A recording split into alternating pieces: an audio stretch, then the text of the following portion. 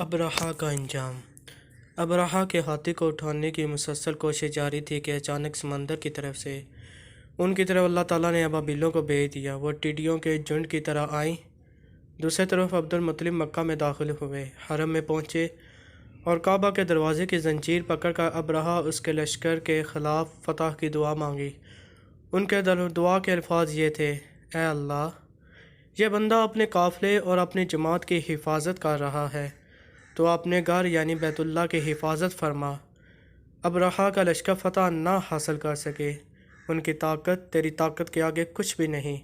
आज सलीब कामयाब ना हो। सलीब का लफ्ज़ इसलिए बोला कि अबरहा ईसाई था और सलीब को ईसाई अपने निशान के तौर पर साथ लेकर चलते हैं। अब उन्होंने अपनी कौम को साथ लिया, हिरा पहाड़ पर चढ़ गए, क्योंकि उनका ख्याल था वो अबरहा का मुकाबला नहीं कर सकेंगे। और फिर अल्लाह ताला ने परिंदों के झुंड भेज दिए। ये परिंदे चिड़िया से कदरे बड़े थे। इनमें से हर परिंदे की चोंच में पत्थर के 3-3 टुकड़े थे। ये पत्थर परिंदों ने अबरहा के लश्कर पर गिराने शुरू किए। जो ही ये पत्थर उन पर गिरे, उनके टुकड़े टुकड़े हो गए। बिल्कुल इसी तरह जैसे आज किसी जगह ऊपर से बम गिराया जाए तो जिस्म के टुकड़े उड़ जाते हैं। अबरहा का हाथी महमूद अलबत्ता इन कंकरियों से महफूज रहा। बाकी सब हाथी तहस नहस हो गए। ये हाथी 13 अदद थे। सब के सब खाए हुए नहोसत के मानद हो गए। जैसा कि सूरह फील में आता है, अबरहा उसके कुछ साथी तबाही का ये मंजर देखकर बुरी तरह भाग गए, लेकिन परिंदों ने उनको भी ना छोड़ा। अबरहा के बारे में तबकात में लिखा कि उसके जिस्म का एक एक आज़ू अलग होकर गिरता चला गया, यानी वो भाग रहा था, उसके जिस्म का एक एक हिस्सा अलग होकर गिर रहा था। दूसरी तरफ अब्दुल मुत्तलिब इस इंतज़ार में थे कि कब हमला होता, लेकिन हमला हुआ जब मक्का में दाखिल ना हुए तो वह हालात मालूम करने के लिए नीचे उतरे। मक्का से बाहर निकले तब उन्होंने देखा सारा लश्कर तबाह हो चुका है। खूब माल गनीमत उनके हाथ लगा, बेशुमार सामान हाथ आया। माल में सोना चांदी भी बेतहाशा था। लश्कर में से कुछ लोग ऐसे भी थे जो वापस नहीं भागे थे, ये मक्का में रह गए। इनमें अबरहा के हाथी का मुहावत भी था, जो महमूद को आगे लाने में नाकाम रहा था। हमारे नबी हज़रत मोहम्मद सल्लल्लाहु अलैहि वसल्लम इस वाक़े के चंद दिन बाद पैदा हुए। अब जिस मकान में पैदा हुए वो सफ़ा पहाड़ी के करीब था। हज़रत काब अखबार रज़ी अल्लाह तआला अन्हु से रवायत करते हैं कि मैंने तौरात में पढ़ा था कि रसूलुल्लाह सल्लल्लाहु अलैहि वसल्लम की पैदाइश मक्का में होगी। ये काब पहले यहूदी थे, इसलिए तौरात पढ़ा करते थे।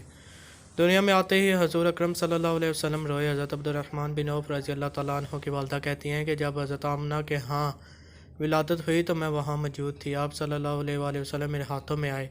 ये गालिबन दायाँ थी, इनका नाम शिफा था। फरमाती हैं जब आप मेरे हाथों में आए तो बहुत रोए। आपके दादा अब्दुल मुत्तलिब को आपकी विलादत की इतला दी गई।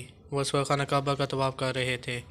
इतला मिलने पर घर आए, बच्चे को गोद मिला। उस वक्त आपकी वालदा ने उनसे कहा, यह बच्चा अजीब है, सजदे की हालत में पैदा हुआ है, यानी पैदा होते ही उसने पहले सजदा किया, फिर सजदे से सर उठाकर उंगली आसमान की तरफ उठाई।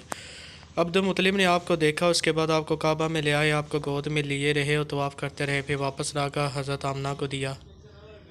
आपको अरब के दस्तूर के मुताबिक एक बर्तन से ढांपा गया, लेकिन वह बर्तन टूट कर आपके ऊपर से हट गया। उस वक्त आप अपना अंगूठा चूसते नज़र आए।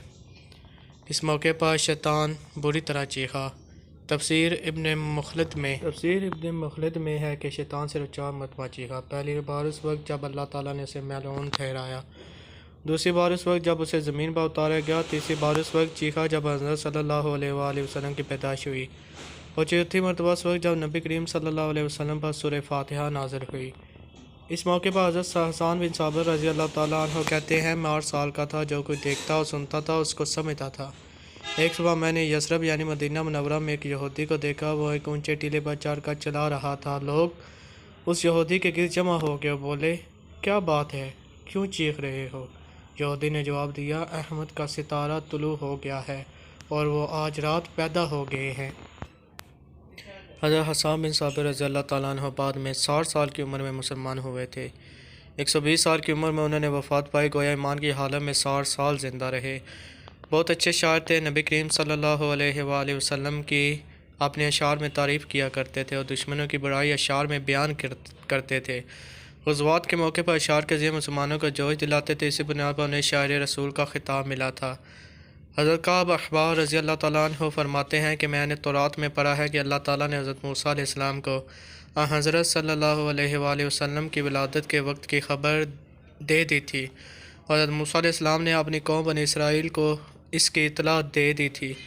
اس سلسلے میں انہوں نے فرمایا تھا، تمہارے نزدیک جو مشہور چمکدار ستارہ ہے جب وہ حرکت میں آئے گا تو وہی وقت رسول اللہ صلی اللہ علیہ وآلہ وسلم کی پیدائش کا ہوگا۔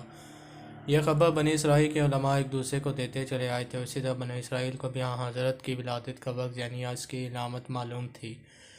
حضرت عائشہ رضی اللہ تعالیٰ عنہ سے روایت ہے کہ ایک یہودی عالم مکہ میں رہتا تھا۔ جب وہ رات آئی جس میں حضرت صلی اللہ علیہ وآلہ وسلم پیدا ہوئے تو وہ قریش کے جب مجلس میں بیٹھا تھا اس نے کہا، کیا تمہارے ہاں آج کوئی بچہ پیدا ہوا ہے؟ لوگوں نے کہا، ہمیں تو معلوم نہیں۔ اس بار اس یہودی نے کہا، میں جو کچھ کہتا ہوں اسے اچھی طرح سن لو۔ آج اس امت کا آخری نبی پیدا ہو گیا ہے اور قریش کے لوگوں وہ تم میں سے ہے، یعنی وہ قریش ہے۔ اس کے کندھے کے پاس ایک علامت ہے یعنی مہر نبوت، اس میں بہت زیادہ بال ہیں یعنی گھنے بال ہیں اور یہ نبوت کا نشان ہے، نبوت کی دلیل ہے۔ اس بچے کی ایک علامت یہ ہے کہ وہ دو رات تک دودھ نہیں پیے گا۔ ان باتوں کا ذکر اس کی نبوت کی علامات کے طور پر پرانی کتب میں موجود ہے۔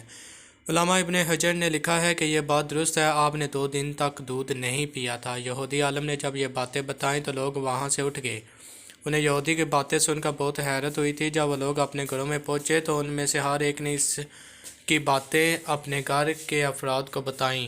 عورتوں کو چونکہ حضرت آمنہ کے ہاں بیٹا پیدا ہونے کی خبر ہو چکی تھی اس لیے انہوں نے اپنے مردوں کو بتایا، ذرا چل کر مجھے وہ بچہ دکھاؤ۔ لوگ اسے ساتھ لیے حضرت آمنہ کے گھر کے باہر آئے، ان سے بچہ دکھانے کی درخواست کی۔ آپ نے بچے کو کپڑے سے نکال کر انہیں دے دیا۔ لوگوں نے آپ کے کندھے پر سے کپڑا ہٹایا۔ یہودی کی نظر جوں ہی مہر نبوت پر پڑی وہ فوراً بے ہوش ہو کر گر پڑا۔ اسے ہوش آیا تو لوگوں نے اس سے پوچھا، تمہیں کیا ہو گیا تھا؟ جواب میں اس نے کہا، میں اس غم سے بے ہوش ہوا تھا کہ میری قوم سے نبوت ختم ہو گئی، اور اے قریشیو، اللہ کی قسم یہ بچہ تم پر زبردست غلبہ حاصل کرے گا اور اس کی شہرت مشرق سے مغرب تک پھیل جائے گی۔